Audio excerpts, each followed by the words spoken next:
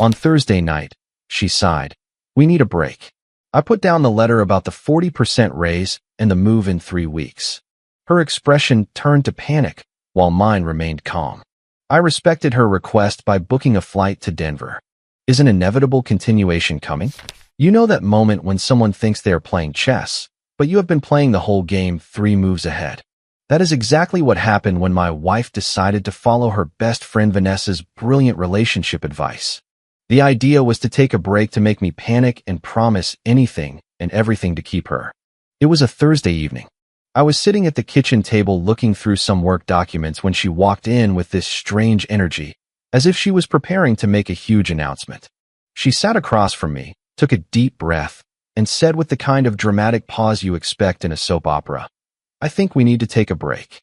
Most men probably would have started to panic, asking what they did wrong and begging for another chance. But I had been expecting this for weeks. Her best friend Vanessa is not exactly subtle when she has had a few drinks at their weekly dinners. Last month, I overheard a phone conversation where Vanessa was coaching Rachel on how to gain the upper hand in our marriage. The plan was simple: announce a break, watch me panic, then return as the hero while I was supposed to be grateful and promise anything to keep her. When she delivered her line, I simply nodded and said, "Perfect timing." She blinked, clearly thrown off by my response. This was not in the script Vanessa had given her. "What do you mean, perfect timing?" she asked, and I could hear the first crack in her confidence. I reached into the pile of papers in front of me and pulled out the document I had been reviewing. Well, I was considering this job transfer opportunity in Denver. Great promotion, significant salary increase, and corporate housing assistance. I was hesitating whether to accept it because I did not want to disrupt our life here. I slid the approval letter across the table. Her eyes skimmed it quickly, and I saw her face go from confident to confused, then to something approaching panic. "You applied for a transfer?" she stammered. 3 months ago. I got the approval last week. I had been thinking about it and wondering if it was the right choice for us. I leaned back in my chair, completely calm. "But if you want a break, well, that makes the decision pretty easy, doesn't it?" The color drained from her face. This was definitely not how Vanessa said it would go. But I did not mean that. "I mean, we could work this out." She started to backtrack. "Work what out exactly?" I asked. "You just said you want a break. I am giving you exactly what you asked for. In fact, I am making it even better. You will have all the space you need, and I will start fresh in a new city with a professional opportunity one have been dreaming of." She opened her mouth, closed it, then opened it again. "That is not what I meant by a break." "Really?" "Because it was pretty clear to me. You want space and time apart to think. Denver gives us plenty of both." I gathered my papers, including the approval letter. "Actually, this works out even better than I thought. I was worried about asking you to move, but now I do not have to. You cannot just leave," she said, and now there was real panic in her voice. "Why not? You just told me you want a break. I am not leaving you. I am respecting your wishes while pursuing an incredible opportunity. It is a win for both of us." I stood up and walked to the kitchen to grab a beer. "Oh, and do not worry about the timing. They want me to start in 3 weeks, which gives us plenty of time to sort out the logistics." 3 weeks, her voice cracked slightly. "Yes, it is a fast-track program for experienced candidates. They even cover all relocation expenses and provide temporary housing until I find a permanent place." I took a sip of my beer and looked at her. "You should probably call Vanessa and thank her for the advice. Without her brilliant idea to take a break, I might have turned this opportunity down." The look on her face was priceless. The confident woman who had walked in ready to control the situation was gone, replaced by someone who clearly realized she had trapped herself. "I need to think about this," she said weakly. "Of course you do. That is what breaks are for. To think." I headed for the stairs. "I will be upstairs making a few calls. Denver wants an answer by tomorrow, and thanks to your timing, I know exactly what to tell them." As I walked away, I heard her frantically dialing a number on her phone. I did not need to guess who she was calling. Vanessa's brilliant strategy had spectacularly backfired, and they both knew it. I was genuinely excited about the opportunity in Denver. Sometimes the universe has a funny way of lining things up perfectly. The next morning, I woke up to the sound of frantic, muffled whispering downstairs. Rachel was on the phone at 7 a.m., which meant one thing. Damage control mode was in full effect. I made my coffee and headed to my home office. I had 3 calls scheduled with Denver Human Resources to discuss the transfer details, and I wanted to get an early start. The promotion was real, the opportunity was legitimate, and her little stunt had simply made my decision incredibly easy. Around 9 a.m., she appeared in my doorway with that fake casual attitude people use when they are panicking inside, but trying to look nonchalant. "So, I talked to Vanessa last night," she started. "The one who coached you on relationship manipulation tactics." I did not look up from my laptop. "How did that conversation go?" She froze. "What do you mean, coach? Please. You think I did not notice the sudden personality change, the strategic timing, and the rehearsed delivery?" I finally looked up at her. "I have been married to you for 6 years. I know when you are being yourself and when you are following a script written by someone else." Her mouth opened and closed like a fish. "You knew?" "I have known for weeks." I overheard that phone conversation where she explained how to take back control of our marriage by making me chase you. I leaned back in my chair. Honestly, I was curious to see how far you would actually go. The color left her face. "So you were just waiting." I was weighing my options. The Denver transfer was already on the table. I just had not decided if it was worth disrupting our life here. I shrugged. "Turns out, you made that decision for me." She sat heavily in the chair across from my desk. "This is not how it was supposed to happen." "No kidding. Let me guess. I was supposed to panic, beg you to reconsider, promise to change, maybe throw in some expensive jewelry or a vacation to win you back?" She did not answer, but her expression spoke volumes. "Here is the thing about manipulation tactics," I continued. "They only work on people who do not see them coming. Once you know someone is trying to play you, the game changes completely." My phone rang. It was Denver Human Resources, right on time. "Excuse me, I need to take this." I answered with professional enthusiasm. "Hello, this is regarding the senior director transfer." "Yes, absolutely. I am ready to move forward with the acceptance." I watched her face crumble as I confirmed the start dates, discussed housing arrangements, and finalized salary details. This was not a bluff or a threat. It was me actively building a new life. When I hung up, she was staring at me with a mix of shock and desperation. "You just accepted it? You really took the job. Why not? Great opportunity, fresh start. And apparently, my wife wants space to find herself. Seems perfect all around. But what about us? What about our marriage? What about it? You said you wanted a break. I am giving you exactly what you asked for." I started typing notes from the call. "Actually, I should be thanking you. Without that conversation, I might have let this opportunity pass by." She stayed silent for a long time. What if I changed my mind? What if I said I do not want a break anymore? I stopped typing and looked right at her. "You mean, what if you realized your manipulation failed and now you want to regain control of the situation?" "I was not trying to manipulate you, really. So Vanessa did not specifically tell you to announce a break and watch me panic. She did not coach you on how to make me desperate to keep you." I raised an eyebrow. Because I heard that entire conversation. Word for word. She slumped in her chair, completely caught. "Here is what is going to happen," I continued in a matter-of-fact tone. "I am taking the job in Denver. It is an amazing opportunity one have worked years to get. You can decide what you want to do. Come with me and be a supportive partner, or stay here and enjoy the break you asked for." "Those are not really choices," she said quietly. "Of course they are. But here is the catch. I am done with games. I am done with tests. I am done following scripts written by people who think relationships are power plays." My phone buzzed with a text. The moving company wanted to schedule an estimate. "The movers are coming on Thursday for quotes. If you want to be part of this move, you need to decide now. Not after more conversations with Vanessa. Not after more strategic planning sessions. Now." She stared at me as if she was seeing a completely different person. "Are you serious? You are really going to do this?" Deadly serious. I had spent too many years building my career to let relationship games derail an opportunity like this. I stood up. "Vanessa's advice cost you the chance to control this situation.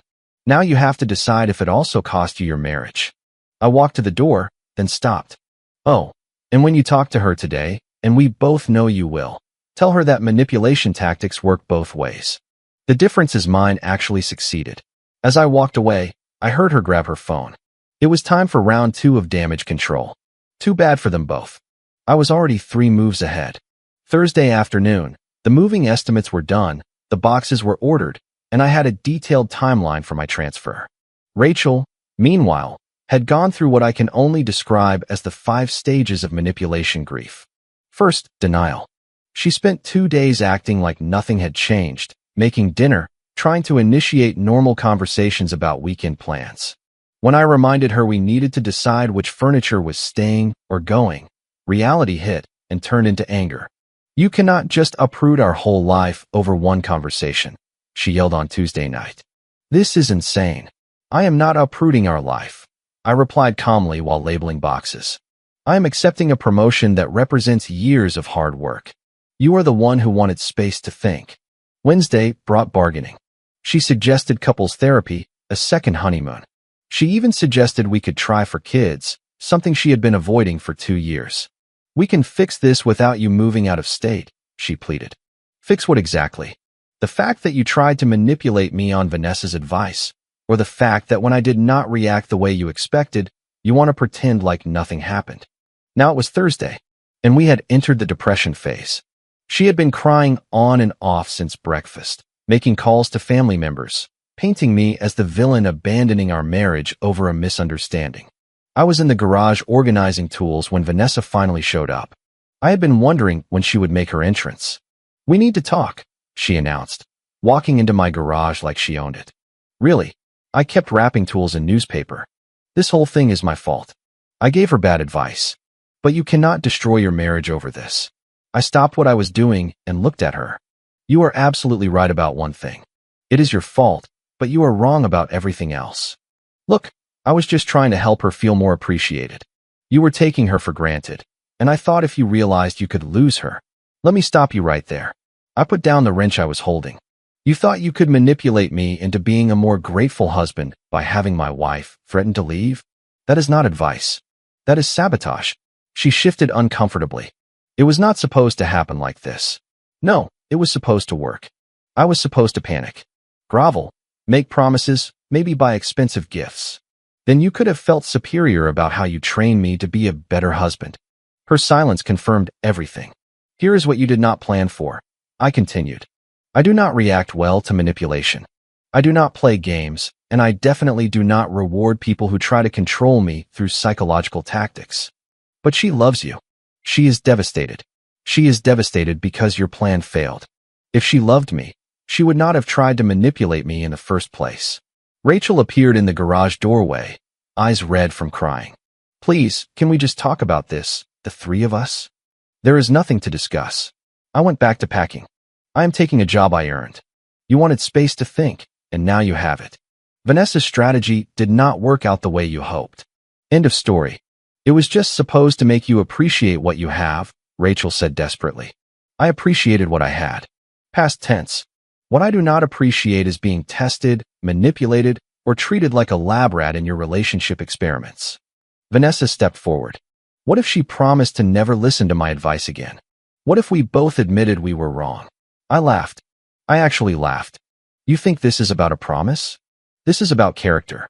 You showed me exactly who you are when you thought you could get away with it." "People make mistakes," Rachel whispered. "This was not a mistake.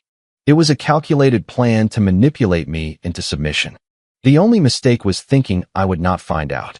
I taped the box I was packing shut and labeled it clearly. Garage tools. Denver. The movers are coming on Monday. I start work the following Thursday. These are facts, not negotiations. Vanessa tried another angle. And forgiveness? And overcoming problems together. I forgive. I am not pursuing any legal action. I am not contesting any joint property. I am not even asking her to reimburse the couple's therapy sessions we apparently did not need. I looked right at her. But forgiveness does not mean accepting manipulation as normal behavior. Rachel broke down completely. "I cannot believe you are throwing away 6 years of marriage over this." "I am not throwing away anything. I am choosing not to stay in a relationship where my partner takes advice on how to psychologically manipulate me from someone who thinks marriage is a power game." I picked up another box and headed toward the house. "You both made your choices. Now you have to live with the consequences." As I walked away, I heard Vanessa say, "Maybe if you go to Denver and show him you are willing to change." I stopped at the door. "Do not do that. This is not a romantic comedy where grand gestures fix everything. This is real life where actions have consequences. That evening, I got a call from Denver Human Resources. They were excited to have me on the team and wanted to discuss some additional responsibilities that came with the role. As I talked about the exciting challenges ahead, I realized something important. I was genuinely looking forward to my new life. Sometimes the best thing that can happen is someone showing you exactly who they are. It makes decisions incredibly clear. Saturday brought our monthly family dinner at Rachel's parents' house. A tradition I normally enjoyed, but this time it would serve a different purpose. Rachel had spent the week calling relatives, painting herself as the victim of my sudden and unreasonable decision to abandon our marriage for a job. I showed up with a folder of documents and a recording on my phone that would set the record straight once and for all. "There he is," Rachel's father said when I walked into their living room.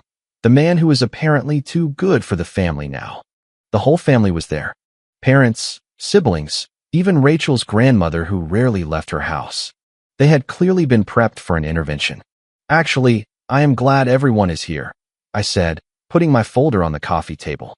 "It saves me from having to repeat this conversation multiple times." Rachel's mother jumped in immediately. "We know you got a job offer, but leaving your wife for career advancement seems extreme." "You are absolutely right. It would be extreme if that was what was happening." I opened my folder. "But that is not the whole story, is it?" I looked straight at Rachel, who had gone pale. 3 weeks ago, Rachel announced she wanted a break in our marriage. What she did not tell you is that it was not a spontaneous decision. It was part of a calculated plan. "What are you talking about?" her sister asked.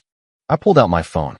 "I am talking about this conversation I recorded last month when Vanessa came over to coach her on relationship manipulation tactics."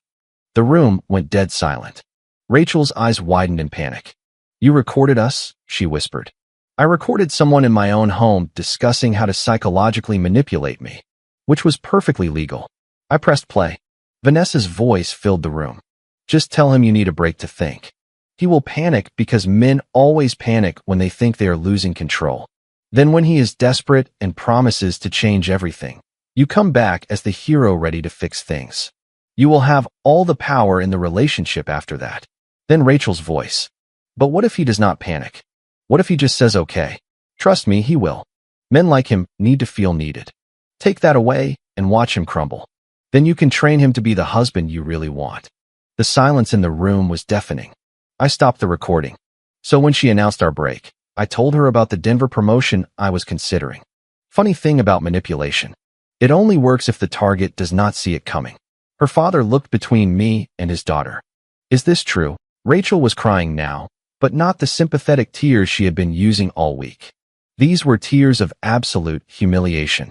"It was not supposed to be like this," she managed to say. "What was not supposed to be like what?" her grandmother asked sharply. "You tried to trick your husband?" "Vanessa said it would make him appreciate me more." Rachel sobbed. "So instead of talking to your husband like an adult, you decided to play mind games." That came from her brother, who looked like he had never seen her before. I pulled out the Denver offer letter. "This is a senior director role with a 40% pay bump and a full relocation package. It is the kind of opportunity most people work their whole careers for."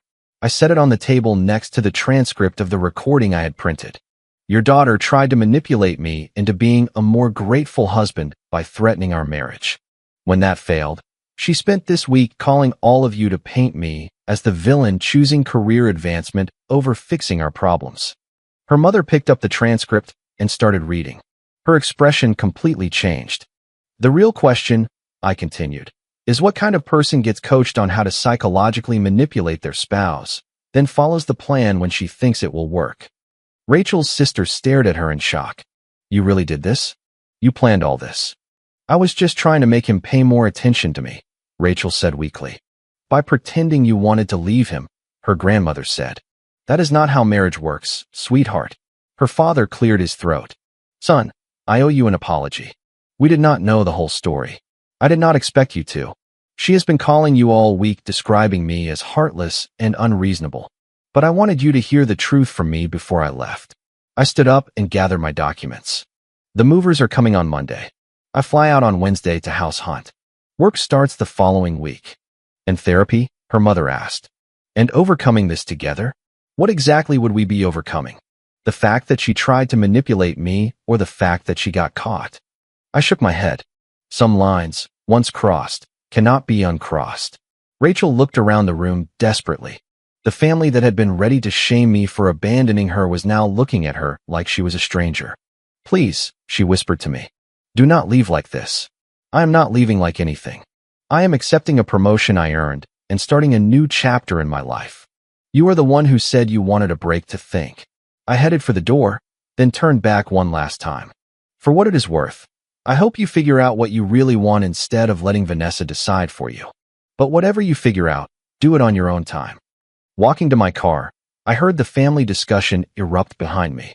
No longer angry voices directed at me, but confused and disappointed voices directed at her.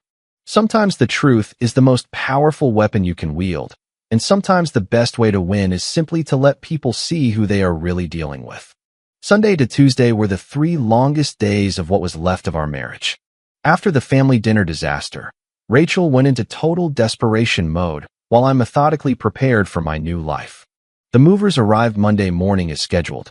As they loaded box after box into the truck, she made increasingly frantic attempts to change my mind. I will cut off all contact with her, she said, following me from room to room. I will never speak to her again. Good for you, I replied, directing the movers to my office equipment. That is probably a smart move regardless of what happens with us. I really mean it. I will block her number, delete her from social media. Everything. You should do whatever you think is right. I handed another box to the mover. Just do not do it for me. Do it because you finally realize she is toxic. Monday afternoon, most of my belongings were either packed in the truck heading for Denver or stored in the garage for a later pickup. The house felt strange, half empty, like a movie set being taken down. That was when Vanessa showed up again, this time with what I can only describe as a full confession and an apology to her. I need to fix this, she announced, walking through the front door. This is entirely my fault. Finally, something we agree on. I was emptying the last drawers of my desk. I will call your work. I will explain that this is my fault, that you are making a mistake because of bad advice I gave her. I stopped what I was doing and stared at her. You will do what now? I will call Denver and tell them you are having marital problems because of me, that you are not thinking clearly. Let me stop you right there. I put down the papers I was holding. You think I am going to let you sabotage my career because your manipulation did not work out as planned? She looked confused. I am trying to help fix this. No, you are trying to control the situation once again, exactly like you have done throughout this whole marriage. I stepped toward her. Here is what is going to happen. You are going to leave my house, stay away from Rachel while she thinks about her life. And if you even think about contacting my employer, I will make sure that recording is shared with everyone you both know. Her face went white. You would not do that. Try me. She left without another word. Tuesday brought the final wave of desperation. Rachel had clearly spent the night crafting what she thought was the perfect speech to change everything. I thought about what you said. She started over coffee that morning, about showing you who I really am. Oh yeah, I was checking my flight details for Wednesday. I realized I let others influence me too much. Not just her, but my mom, my sisters, even social media. I lost sight of what I really wanted versus what I thought I should want. It was more self-awareness than she had shown in months. But it was also 3 days too late. That is good introspection, I said genuinely. You should explore that in therapy. But what if I could prove I have changed? What if I could show you I am not the person who tried to manipulate you? I looked straight at her. How exactly would you prove that? I could come to Denver with you. We could start fresh, away from all the influences here. Start fresh by following me to a city where you know no one, have no job, and no support system. That sounds like dependency, not change. She stayed silent for a moment.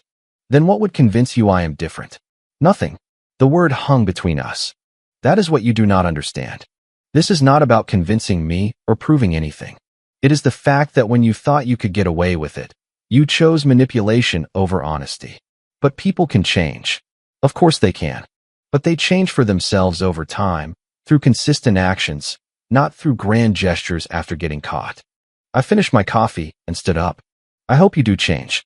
I genuinely hope you find out who you are when you are not getting advice from toxic friends or trying to control situations through manipulation. What if I already know? What if losing you made me realize exactly who I want to be? Then be that person for yourself. Not for me. Not to win me back, but because that is who you really are. She started crying again, but her tears felt different, less desperate, more genuinely sad. I really loved you, she whispered. I know you did. In your own way. I grabbed my keys. But love without respect is not enough, and you cannot respect someone you are actively trying to manipulate. Wednesday morning, she drove me to the airport. The conversation was minimal, but not hostile. Just two people who had reached the end of something that could have been beautiful if it had not been poisoned by games and manipulation. At the boarding gate, she made one last attempt. What if I moved to Denver in 6 months, after I have had time to work on myself? Would you consider starting over? I looked at her one last time. If you are going to work on yourself, do it for you. Do not do it with the goal of winning me back. That is just another form of manipulation. So this is it. 6 years of marriage gone. 6 years of marriage that ended when you decided to follow Vanessa's advice instead of just talking to your husband. I picked up my carry-on bag. The marriage you are mourning ended 3 weeks ago.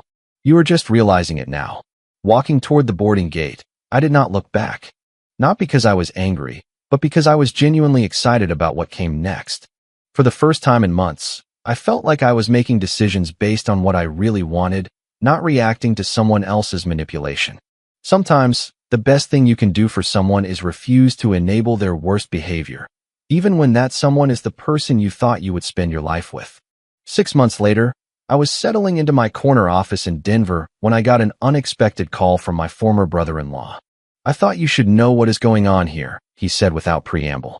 Denver had been everything I hoped for. The work was challenging and rewarding.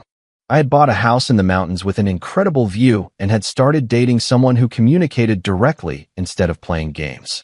She has been in therapy twice a week since you left, he continued. She cut off all contact with Vanessa. She got a job, her own apartment. It looks like she is really working on herself.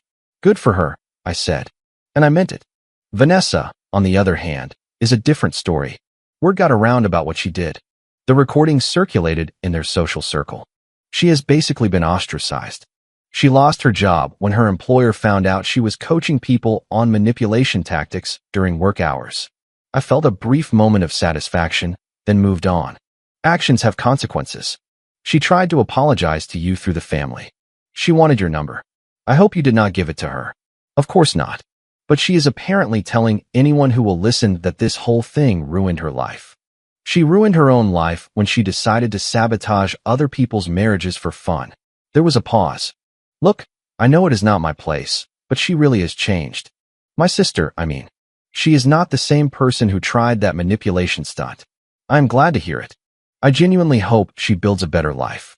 But her growth does not erase what she chose to do when she thought she could get away with it. I am not a rehabilitation project or a reward for self-improvement. He stayed silent for a moment. I just thought you should know. After hanging up, I looked out my office window at the Rocky Mountains and felt nothing but gratitude. That call confirmed what I suspected. I had made the right choice. That evening, I received a text from an unknown number. Despite changing my phone plan, she had somehow found my new contact information. I know you probably do not want to hear from me, but I needed you to know you were right about everything. I am sorry for who I was and grateful for who I am becoming. I hope you are happy. I stared at the message for a long time, then deleted it without replying. Not out of cruelty, but because replying would encourage more contact. The following weekend, my girlfriend and I went hiking in Rocky Mountain National Park. As we reached the summit and looked out over the vast landscape, she asked me for the first time about my previous marriage. Do you ever regret how it ended? I regret that it had to end at all, I said honestly, but I do not regret refusing to accept manipulation as normal behavior. And if she really has changed, then she will build a good life with someone else. Change does not entitle anyone to a second chance with people they were willing to betray. She nodded thoughtfully. That is a hard line to hold. It is the only line that makes sense. You teach people how to treat you by what you are willing to accept. Coming down the mountain, I realized I had not thought about my ex-wife in weeks. Not because I was avoiding the memories, but because I was genuinely focused on building something new and authentic. The friend who started it all apparently never recovered from the social fallout of her manipulation coaching.